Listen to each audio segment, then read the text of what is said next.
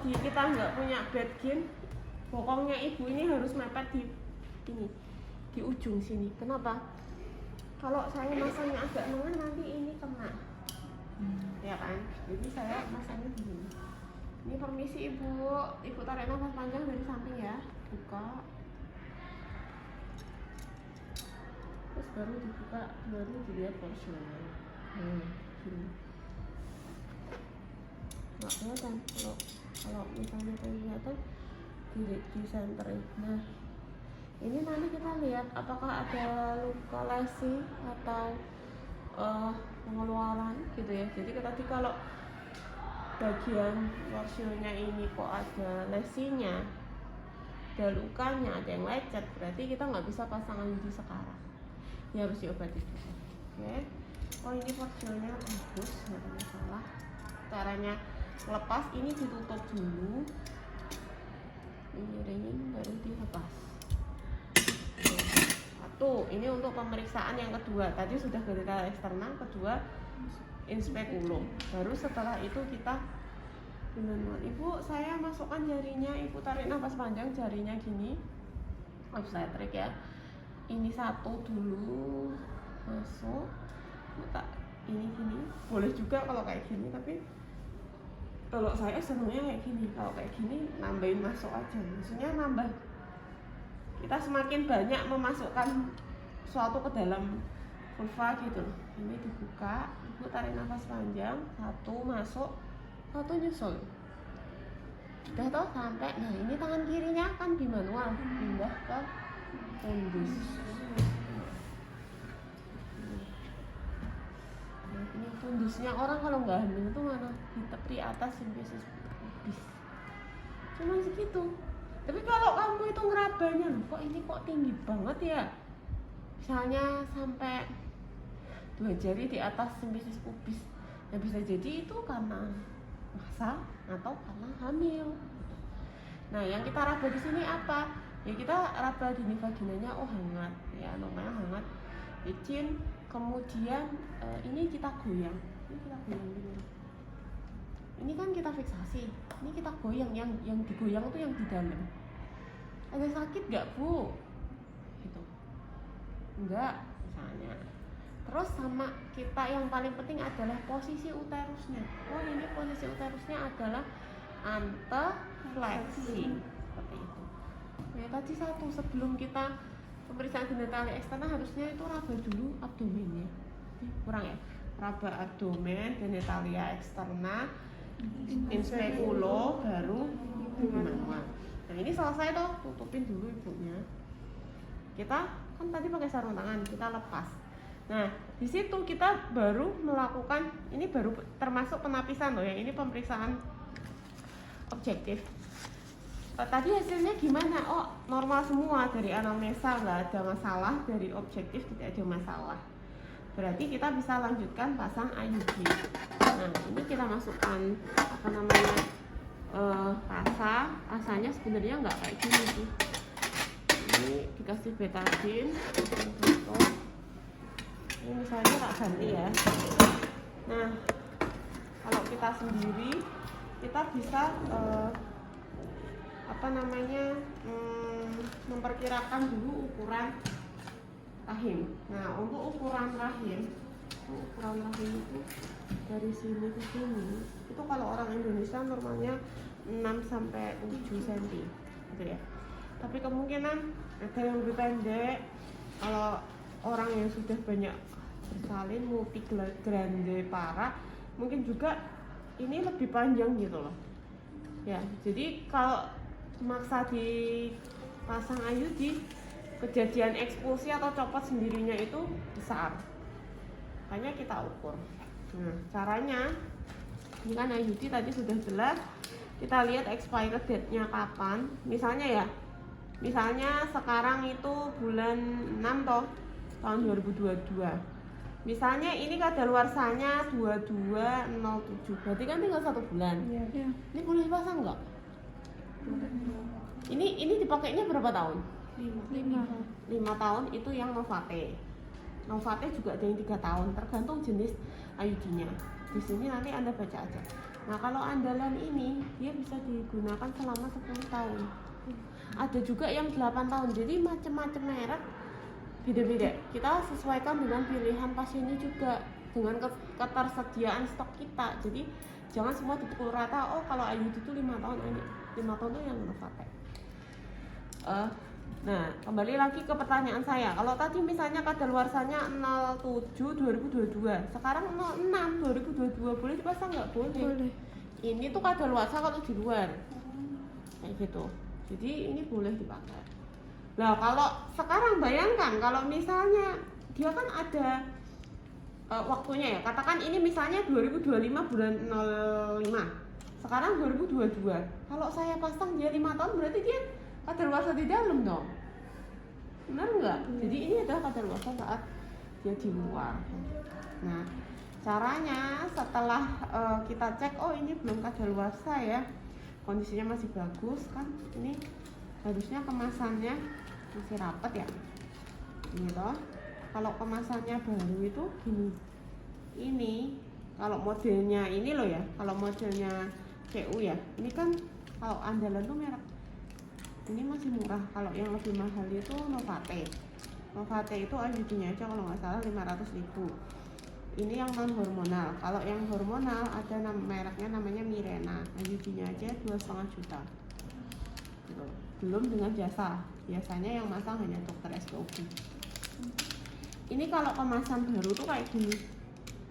Jadi ini namanya plunger, ini namanya pendorong. Jadi ini semuanya terpisah gini loh.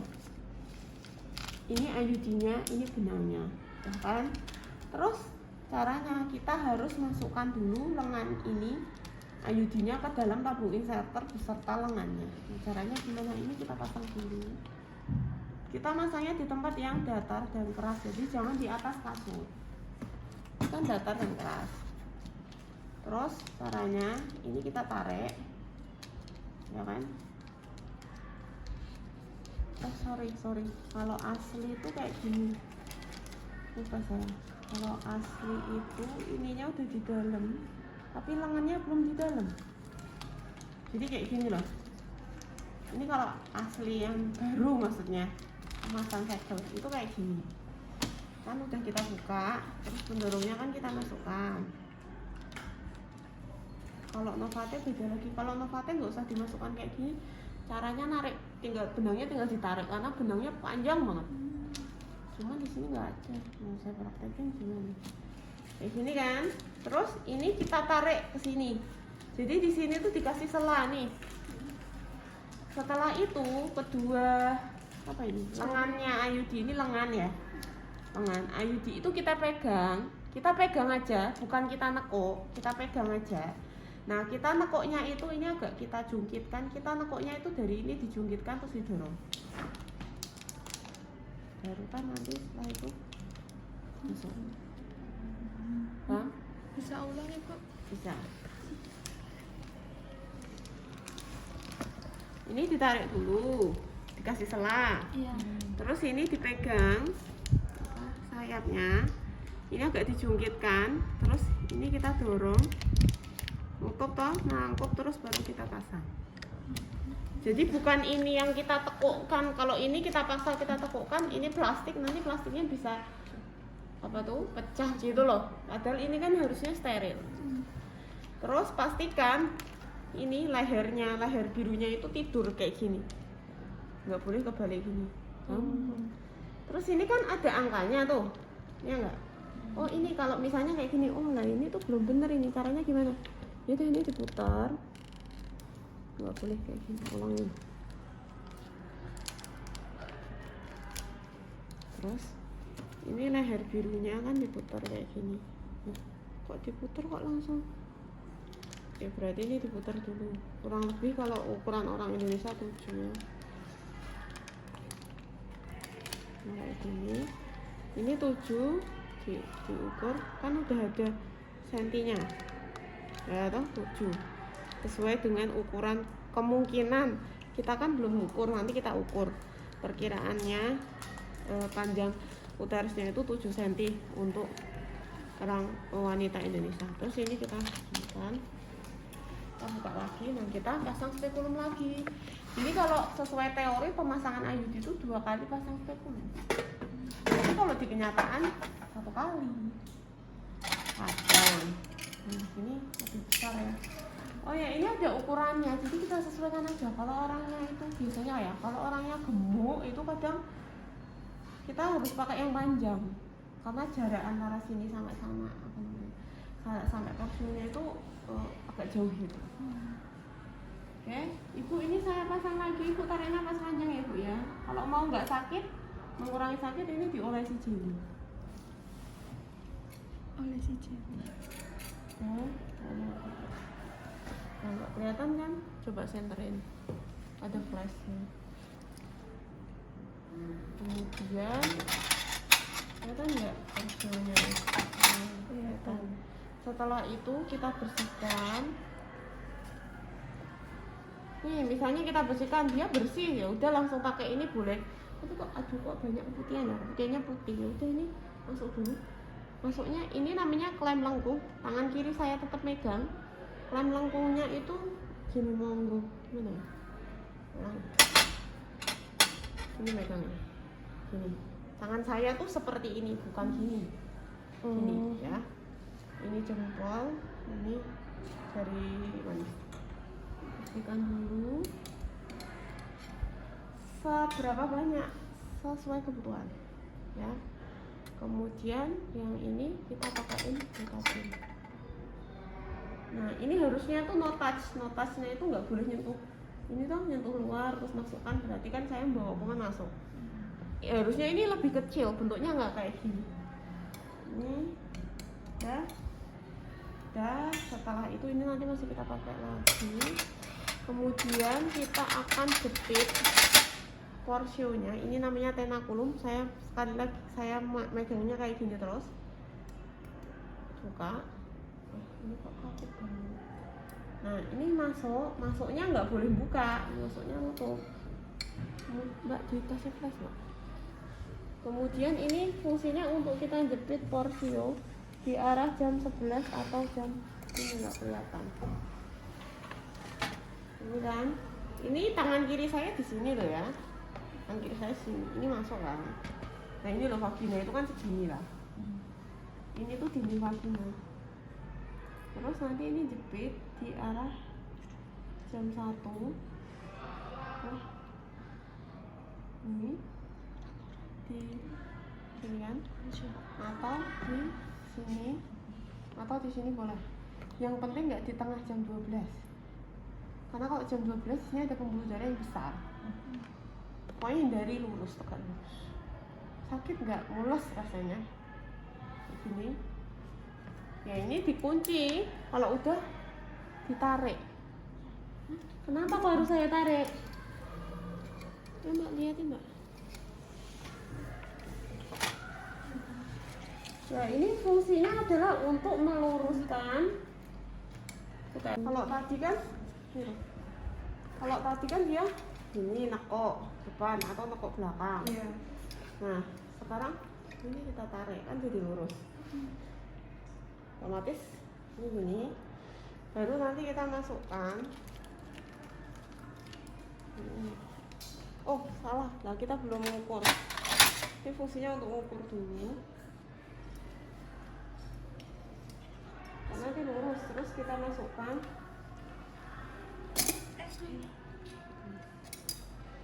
Enggak kelihatan.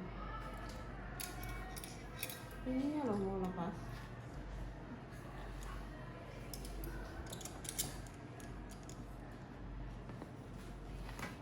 Yang udah seperti ini.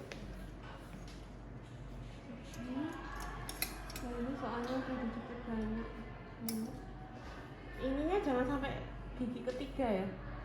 Kan ada 1, 2, 3, 4 tuh. 2 aja. Jadi kalau saat seperti ini kita yang kita tarik ini ya. Ini namanya tenakulum, terus ini sonde. Tangan saya masuknya tetap seperti ini. Ini masuk. Nah, ini fungsinya untuk ngukur ini loh kedalaman uterus. Udah. Nah, nanti saat dikeluarkan dia tuh akan basah. Nah, basahnya itu kan dia nandain basahnya sampai angka berapa? Oh, angka 7. Berarti ini mesin tadi dia sudah di angka 7. Kalau sudah, ini kita pas. Nah, ini kan udah di angka 7. Nah, kita masuknya tetap ini sambil ditarik, jadi terus ini masuk seperti ini ya. Makan kayak gini kan? Nih, masuk. Ini tangan kiri saya nggak boleh dorong, tapi saya kasih jari, terus jempol sama jari telunjuk saya warna merah itu, ini narik ke mundur. Nanti kan dia lepas. Oh, udah dorong, baru dilepas. Ini harusnya saat dorong gini nanti dia pol sampai ke fundus. Baru sampai di sini, ini nggak usah ditarik. Ganti, masukkan genteng. Ini alatnya pakai double ini. Buntes benangnya. Udah, ini baru dikeluarin. Setelah itu ini dilepaskan, keluarin. Habis itu kita ngambil kasa lagi. Soalnya ini ya kasanya ya bersih ya. Terus kan tadi habis dijepit tadi kan dia nguncing toh, bisa menimbulkan perdarahan. Nah itu kita dep, ditekan di tempat tadi ya, tergantung tadi jam berapa. Terus sudah, ini saya ulang pasang IUD-nya di sini. Baru setelah itu dikeluarkan, gitu ya. IUD-nya ada lagi nggak tadi? Oh ya.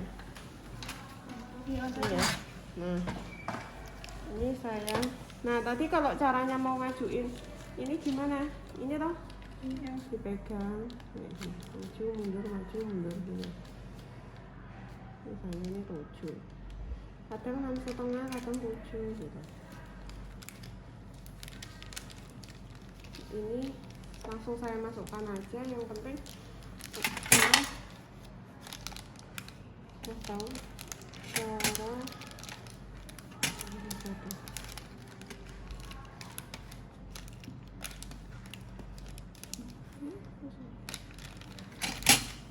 ini ya, di sini ya. Ini kan tetap ada tenda kulumnya, tetap pegangin mbak dari sana mbak, pegangin terus ya. Kan tadi gini lah, bisa jam 1, kalau jam 1 tuh jam 1 tuh kan gini, jam 11 gini, jam 1 gini, yang penting nggak tengah-tengah, yang gini aja. Terus ini sambil ditarik.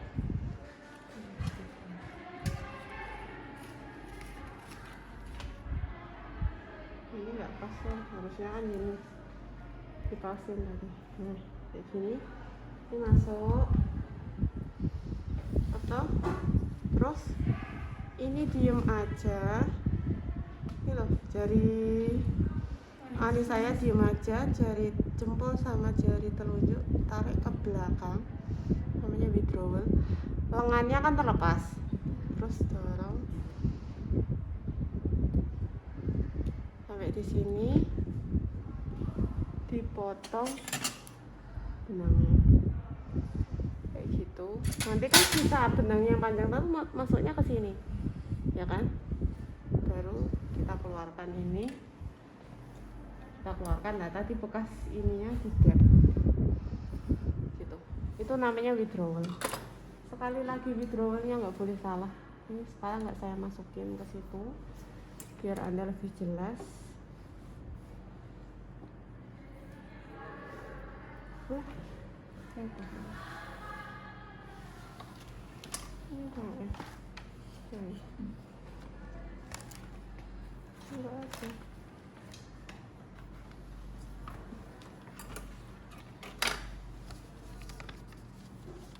Nanti untuk implan kita juga pakainya withdrawal, tapi tekniknya sama, cuma yang dimasukkan beda.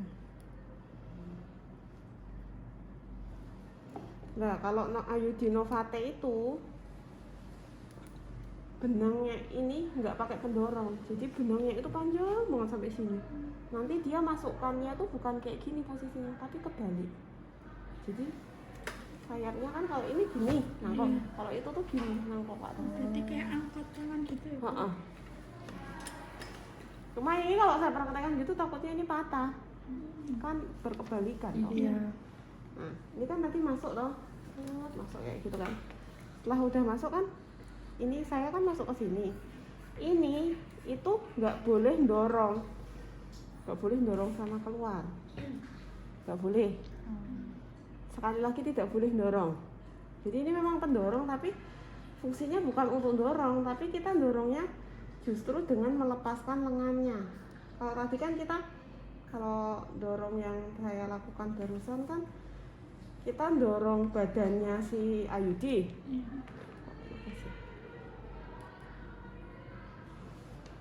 Kalau ini kita lepaskan, jadi gini. Ini kalau ini, tapi saya tangan kiri kan kita megangin ini. Ini belakang, lepas kan. Jadi dua-duanya didorong itu biar dia pol di fundus di sini. Jadi kalau dia dipasin kan anatominya loh. Ini kan udah sering dipakai praktek. Kalau enggak dia pas begini pas. Nah kalau Novate, Novate, saya bilang itu dia gini, gitu.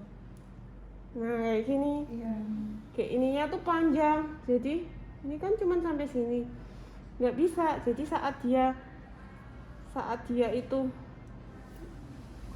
belum dimasukkan kemasannya tuh dia gini. Nanti caranya tinggal benangnya ini kan panjang, tinggal ditarik. Nanti ditariknya gini. Udah.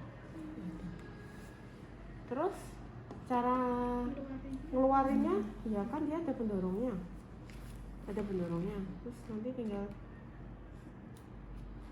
ini. Kalau tiap kali ini didekatkan ini kan udah kedorong loh, tapi caranya dengan berdekatkan, bukan ini yang ke sana gitu. Itu untuk masangnya. Tadi setelah itu selesai lukanya didep ya, paham ya, didep ya. Terus didep itu ditekan gitu, sama kayak tadi habis injeksi tuh. Sini dia kok ini. Nah, ini lepasnya harus ditutup dulu. Ini kalau sudah baru ini bantu menggunakan celana dalam kembali. Terus setelah itu dia jangan langsung turun. Kadang tuh pusing gitu. Enggak keluar darah banyak tapi pusing. Ibu tetap di sini dulu, kita observasi paling enggak 10 menit. Ibu tiduran sini dulu ya sambil saya beresin alat. Nanti ini semua masukkan ke deterjen enzimatik toh ya. Atau diganti deterjen biasa juga bisa, terus atau klorin kalau nggak ada, selama 10 menit. Kasa-kasa masuk ke sampah infeksius. Terus kita cuci bilas, kita lakukan dokumentasi. Nah, kalau sampai nanti lakukan dokumentasi, KIE-nya adalah pasca pemasangan adalah ibu. Setelah ini kemungkinan nanti ibu bisa keluar bercak darah, flek-flek, nggak masalah.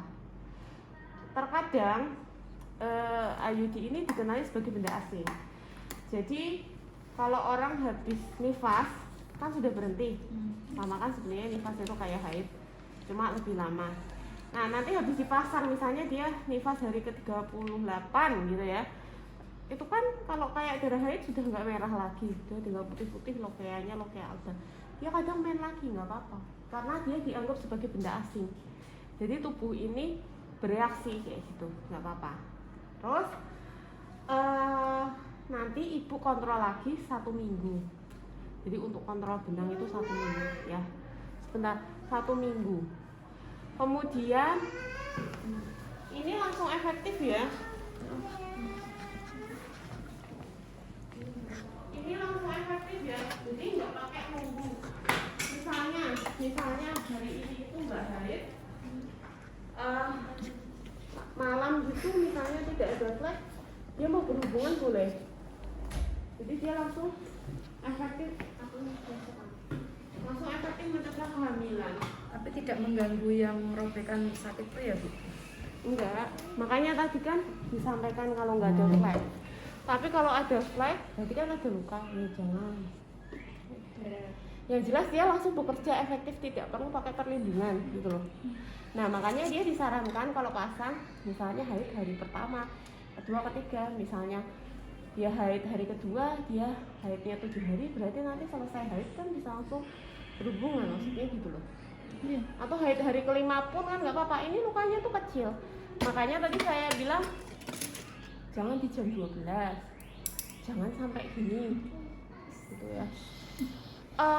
Dia tidak akan sakit banget karena di sini itu nggak banyak serabut saraf, tapi rasanya mules. Dipasang spekulum aja tuh rasanya mules. Itu, ya itu kesaksian yang dipasang, saya juga gitu. Cuman nggak akan keluar darah banyak asalkan ini tadi loh. Terus sekarang nyabutnya, ini kan udah dipasang ya. Sorry, tadi udah suruh kontrol lagi 1 minggu. Nah 1 minggu apa yang kita kontrol? Ya kita ini lagi inspekulo, kita lihat benangnya, terus kita tanya ada keluhan nggak, terutama udah dipakai berhubungan. Ada keluhan nggak? Biasanya oh ada, bisa kita potong lagi benangnya, mungkin lagi kepanjangan gitu. Tapi nanti semakin lama dipakai kan benangnya ini tuh semakin kena lendir cervix terus tuh, nanti dia akan ini lebih lembut. Mungkin di awal-awal ada keluhan nggak nyaman saat dipakai berhubungan. Terus 3 bulan pertama kadang muncul efek samping. Efek samping Anda bisa baca 3 bulan pertama. Setelah itu jumlah perdarahan lebih banyak karena dia dianggap sebagai benda asing. Tapi kalau yang mengandung progesteron enggak. Terus nanti setelah itu kita ajarkan ibu untuk kontrol benang sendiri. Caranya kan tadi dia kontrol 1 minggu, nggak ada masalah toh. Bu, nanti silakan ibu kontrol lagi 1 bulan bisa. Kalau nggak ada keluhan nggak kontrol nggak apa-apa, tapi ibu bisa cek benang sendiri. Caranya ngecek benang sendiri saat mandi, ibu bisa jongkok, kalau enggak berdiri, kakinya dinaikkan satu ke ini apa namanya kursi mana, terus tangannya cuci tangan, terus diraba. Jadi kalau ibunya masih meraba benang, ya udah ibu ngecek sendiri tuh untuk ngecek benangnya aja tuh. Terus nanti mau kontrol lagi 3 bulan boleh, 6 bulan boleh, atau saat ada keluhan. Intinya pertama kontrolnya 7 hari, terus mau kontrol 1 bulan. Setelah itu nanti tergantung ada keluhan atau enggak gitu. Terus harus dipastikan ada tanda bahaya, harus dikasih tahu karena ada kejadian seperti itu. Jadi setelah dipasang nyeri perut hebat. Tangga saya ngalami, dia bidan dipasang IUD sama saudaranya, ternyata eksplosi. Bukan eksplosi, eksplosi itu keluar, dia tuh sampai ke peritoneum. Peritoneum itu kan berarti sampai ke lapisan dinding perut. Ini kenapa? Karena dia nggak withdrawal. Pasti dia nggak menerapkan teori tadi.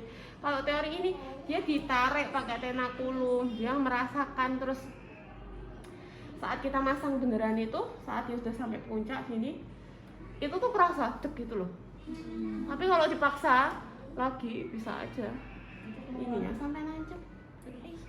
Akhirnya IUD-nya dioperasi, jadi dia operasi cuma mau ngeluarin IUD. Itu ringan, bidan loh. Yang masang juga bidan, jadi tetap kita harus pakai. Mungkin tadi awalnya nggak diberi manual, jadi nggak tahu posisinya. Kan kita kalau posisinya tahu, oh ini berarti ke depan. Jadi saat meskipun ditarik lurus, tapi kalau dia awalnya ke depan tuh ya nanti agak ada beloknya gini loh. Iya. Kayak gitu ya, kita ngikuti insting. Jadi jangan kok udah mentok gitu ya rasanya masih diterusin lagi gitu, jangan. Nah sekarang melepasnya, oke, tadi ya kayaknya seperti itu. Terus jangan lupa dia dikasih apa namanya? Oh ini jangan lupa dikasih tahu. Ini untuk berapa tahun? Oh ini untuk 5 tahun, untuk 10 tahun, 8 tahun, untuk 10 tahun. Tapi jika sebelum waktunya habis ibu mau lepas, boleh bu, silahkan datang lagi gitu. Itu yang perlu. Jadi pasca pemasangan yang harus dikasih tahu adalah kita observasi. Terus setelah itu kapan efektif, semua KB. Kapan efektif, apalagi berapa lama dia bekerja, terus tanda bahaya, kapan kontrol gitu ya. Nah sekarang kita lepas. Kalau lepas gimana? Nah kalau lepas tadi kan saya bilang prosedurnya hampir sama, tapi kalau lepas kita nggak butuh sonde kan kita nggak butuh sonde, nggak butuh ini frenulum. Iya. Yang penting juga nggak putus. Jadi sebenarnya saat lepas tuh ini boleh. Ini tampon tang atau klem lengkung. Terus ini krokodil tang. Spekulumnya cuma satu, ini nggak boleh ada di dalam. Ini betadine. Nah kalau kita lepas, pertama kita ragu dulu, ya kan? Kandung kemihnya penuh apa enggak, ada nyeri tekan apa enggak gitu ya, ada massa atau enggak. Setelah itu kita genitalia eksterna, sama kayak tadi tujuannya. Genitalia eksterna sekalian kita vulva hygiene. Setelah itu kita pakai sarung tangan, udah pakai sarung tangan ya, kita langsung di manual. Ibu permisi saya masukkan tangannya ya, tarik nafas panjang. Untuk apa? Kalau nyebut? Untuk apa di manual? Hah? Posisi. Posisi kan kalau orang mau masang. Benang. Benar, rasain benang kan ibunya tadi diajarin. Ibunya tadi kan juga sama aja diajarin VT kan, masukin jari kan, untuk tahu apa benangnya masih teraba atau enggak. Itu. Setelah itu benangnya masih teraba, udah dikeluarin, kita ambil dulu. Tarik nafas panjang ya, masukkan alat. Kan kelihatan tuh benangnya tuh. Enggak kelihatan kalau nggak di flash. Baru setelah itu kita masukkan, jangan lupa megangnya gini ya. Iya udah. Ini kelihatan kan? Iya. Sebentar. Kena benangnya, terus diklem, terus ditarik. Jadi ininya dijepit. Kalau udah kena ininya, baru ditarik. Nah, kalau ini namanya krokodil tang. Ini mungkin ada yang benangnya tuh terlalu pendek atau dia nggak kelihatan. Ini bisa kita jepit di sini ya, tuh loh. Atau kalau ini masih di sini ya silahkan. Pokoknya ini lebih membantu kalau prosesnya lebih sulit. Kalau normal ya pakai ini aja. Namanya krokodil tang karena mulutnya mirip. Iya. Cuman dia nggak ada gigi ini loh. Gitu. Nah, yang sering kebalik dan sering salah adalah antara masang dan cabut. Kalau masang tadi kan kita pemeriksaan dulu. Pemeriksaannya di abdomen, genitalia eksterna, inspekulo, di manual, baru inspekulo lagi untuk masang. Jadi inspekulonya 2 kali. Nah kalau orang mau nyabut apa? Abdomen, genitalia eksterna, bimanual, baru inspekulo langsung cabut. Nah itu. Kadang di soal itu suka mengecoh. Itu yang penting yang diingat-ingat pokoknya kalau masang itu inspekulo dulu baru bimanual. Tapi kalau nyabut bimanual dulu baru inspekulo ya itu. Karena saat kita mau nyabut kita harus pastikan dulu benangnya itu teraba apa enggak. Kalau benangnya enggak teraba, sangat mungkin nanti akan dibantu dengan misalnya nyabutnya di SPOG. Jadi nanti sambil di USG abdomen. Jadi di atas ada transducer, dia buat apa? Buat guide gitu ya. Terus ininya nanti kan kelihatan sambil nyabut seperti itu. Udah sulit. Kalau benangnya nggak kelihatan ya udah dirujuk. Itu untuk pemasangan IUD. Jadi kalau pasca pemasangan IUD, konselingnya apa? Tergantung. Tadi tujuan utama dia nyabut apa? Dia mau punya anak atau dia nggak cocok mau ganti alat kontrasepsi. Kalau dia mau ganti alat kontrasepsi ya kita berikan KIE alat kontrasepsi yang dia inginkan setelah ini. Tapi kalau dia rencana ingin punya anak lagi berarti kita KIE pola hidup sehat gitu ya. Makan makanan bergizi, tidur, istirahat cukup, kelola stres, olahraga gitu. Ya harus tahu masa suburnya kapan gitu, berhubungan di saat masa subur kayak gitu. Itu KIE-nya. Jadi tergantung kebutuhan dari klien. Dia mau ganti alat kontrasepsi atau dia mau program anak lagi gitu. Ada yang mau ditanyakan untuk Ayudi? Ibu, untuk tanda-tanda tidak cocok dan menghendaki untuk melepas itu, ibu meminta lepas karena tidak cocok pendapatnya kan gitu Bu. Terus kita memastikannya gimana Ibu? Ya sebenarnya kita tanya keluhannya kok bisa gitu. Kadang kan ada yang karena perdarahannya banyak banget. Jadi ada orang yang dia nggak cocok pakai ini, dia perdarahannya banyak, terus jadinya anemia. Atau memang awalnya dia sudah anemia dulu, dia pakai ini, pakai IUD yang non hormonal. Setiap menstruasi perdarahan banyak, ya itu sudah tanda dia nggak cocok gitu. Terus mungkin ada keluhan tadi saat berhubungan kok nggak nyaman, terus ada keluhan pinggangnya kok sakit gitu ya. Setelah konsul mungkin ternyata ada radang panggul, ya udah tuh dilepas. Atau mungkin hamil juga bisa. Ini kan tetap semua ada angka kegagalannya itu. Bahkan MOP MOW yang sudah istilahnya paling efektivitasnya paling tinggi pun tetap ada kegagalannya, dan kita tidak tahu kegagalan itu muncul di siapa gitu ya. Bisa aja yang gagal itu malah Anda sendiri, bukan pasien Anda, tapi malah Anda, itu juga bisa itu. Jadi untuk tahu dia tidak cocok adalah kalau ada efek samping yang nggak bisa diterima oleh pasien. Tapi kalau misalnya perdarahan banyak 3 bulan pertama sampai 6 bulan, dia dikasih FE, sudah ada perbaikan, tidak ada keluhan, yang sudah berarti bisa diteruskan gitu. Itu ada lagi? Ibu ini kan tadi waktu keluar itu berarti kan posisinya seperti ini. Ketika keluar berarti dia otomatis nutup sendiri. Apanya? Ini tadi waktu keluar. Sayapnya, lengannya ini. Nutup gimana? Saat masang? Pas keluar tadi. Keluar itu maksudnya kita keluar dari tabung inserter ini atau keluar saat kita nyabut? Pencabutan. Oh, ya dia tetap kayak gini. Oh. Ya kan tadi posisinya sebenarnya kan taruh sini kan ya lunak toh. Iya. Dia kalau ini kan pantom. Iya. Jadi dia tuh nggak elastis gitu, keras gitu. Tapi kalau di manusia kan ini empuk, dia tetap kayak gini. Cuman kadang kan ini kadang ada yang udah dipakai 7 tahun, 8 tahun, kadang ya ada gumpalannya, ya gitu, nggak sebersih inilah. Ada lagi? Bisa tolong diulang nggak Bu yang tadi masukin IUD? Masukin Yang megang ini Bu, cara megang. Yang cara pendorong megang kecil. spekulumnya. Bukan, yang megang ini IUD-nya Bu. Pendorong sama itu. Oh, withdrawalnya. Iya. Iya, withdrawalnya. Withdrawal maksudnya. Iya.